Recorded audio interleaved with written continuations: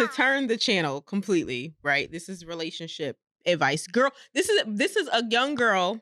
I'm speaking for a bunch of girls. The women are asking advice from the ain't shit men. Y'all niggas, right? Not all men ain't shit, but y'all in particular aren't shit. Okay. So I'm following. Oh.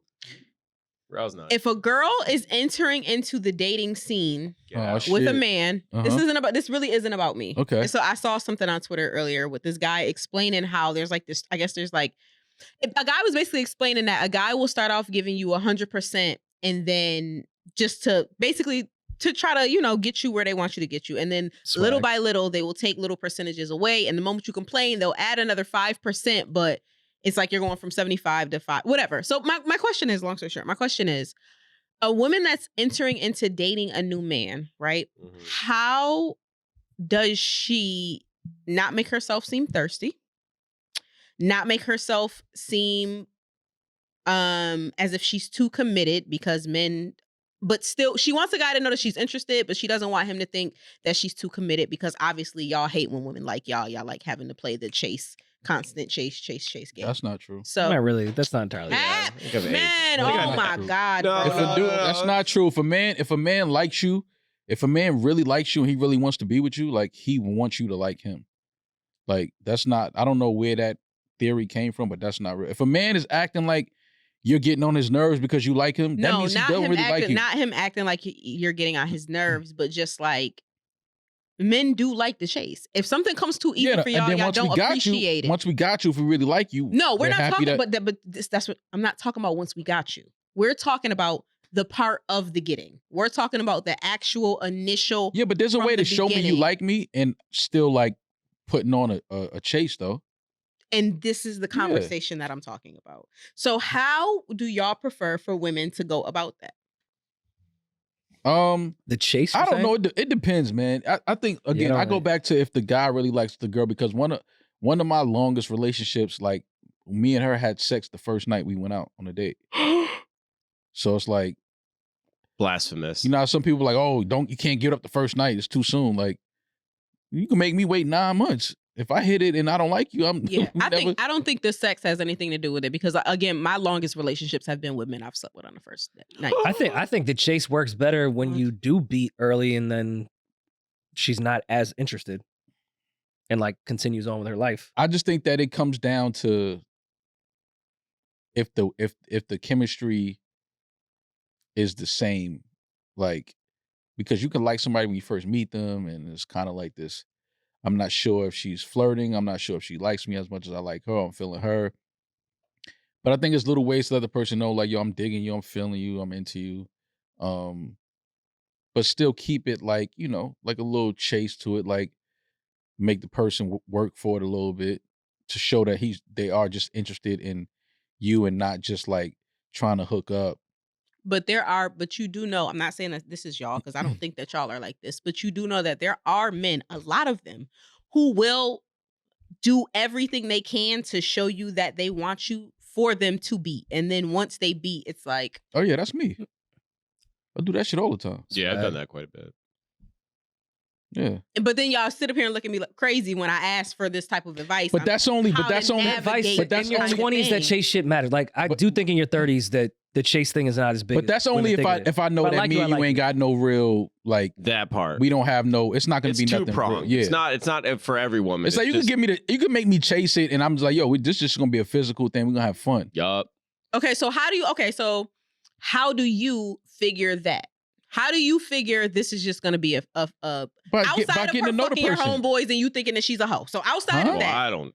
No, I'm just saying, just in the type of person that you are, I just might not. You know, it's like she's cool. I can have fun with her, but like we're not gonna like build a foundation. Okay, so what are your red flags where you're like, that we ain't gonna like to where I'd still fuck you, but you couldn't be my wife. What are those red flags? It's gonna sound corny, but it's the intangibles. The question you're asking. It's the things you don't see. Dead ass though, because I've started to talk to a chick that checked every single box as far as like career, not a hoe, everything. Fucked, it was great, but there just wasn't a real connection or feeling there outside of her being beautiful and being a person that's successful in her own right. Right. Yeah. Then I've ran into chicks in my past that aren't any of the things that I just said. They might even be a hoe, But we got along great and there was an intangible feeling there. So we continued to talk. So I see what you're saying with the chase, but to stay, it's an intangible thing. Yeah, I gotta really be feeling you. Like I like her. She's like one of those things you can't like fully explain. Like I just like that person. Like I like her. Like I could be around her. And we can like hang her out. too. Like we got a lot of things in common. She put me on the shit. I put her on the shit. The Wayne classic. The energy is just always fun whenever we're, around each other or talking to each other. The energy is always just dope. It's cool. It's a certain vibe that you get with somebody. Like you just know when a person is like, I could be with this person. And then when it's like, me and this person can have fun, but it ain't like I can't really be with this person. Okay, so if you know that person looks at that, like the person that is looking at you like it could be something, and you done already made up in your mind like, nah, this can't be nothing. If you know that girl feels that way, would you cut her off? That she really wants to be with me? Yeah. Yeah, I'm not. I think we spoke about this before. I don't like leading. I don't like playing games like that, like leading a woman on to think that this is about to be something like long term and like we gonna really be together. Like I don't do shit like that. Which is why I never really had. I know y'all think it's weird. I never really had a fight or argument with a girl because I think all of that stems from just motherfuckers lying and playing games. You'll just dead it. Yeah, like I don't do that. I never even when I was young, I didn't really do it. Like I just said, I'll play along the game of like, courting you and doing that. Like damn, I ain't gonna, I'm trying to, she's sexy as a motherfucker. I'm trying to, and then once I get if it's good, like, yeah, we can continue like hooking up and, doing what we do. But like, you just know when it's just that. Like, it ain't gonna be nothing more outside. But a lot of just, girls don't know. And I feel like. But that's why you gotta have a conversation. Yeah, I feel like clarity is like really, really important. I feel like I've had men cheat on me. I've had men hurt me before. I think the men and that where have did it stem hurt me.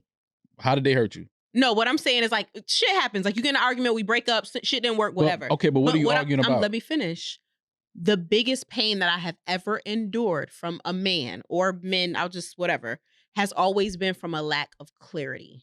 Because you were not clear about something and playing games. Yeah, playing. It has always been that. It's never been the cheating or it's been the straight playing games. Playing games. You playing on my my reality. Love for you. You're my playing reality. on my love like for you. You manipulating me. You playing these manipulation games and you're doing all of this shit. That's the fuckboy shit. That's where the term fuckboy comes in at. Because what happens with the fuckboys is, and I don't think that I had a conversation with my homeboy where he talked about he didn't having female friends let him know that when you're playing games with a girl or like you ghost her or you do like just certain things, to you think about that shit for 5-10 minutes.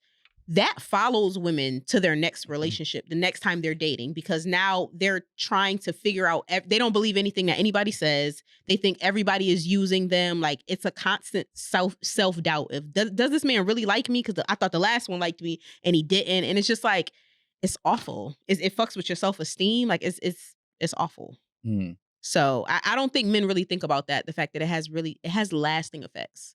Like it's a game to you, but it has lasting effects on a human being's psyche and for years and years. And vice versa, no? Yeah, hell yeah. He couldn't help himself, could he? I'm saying, listen. He could not help himself. This is an equal opportunity podcast. You really break it down. It's the women's fault at the end of the day. No, Rory and Mom.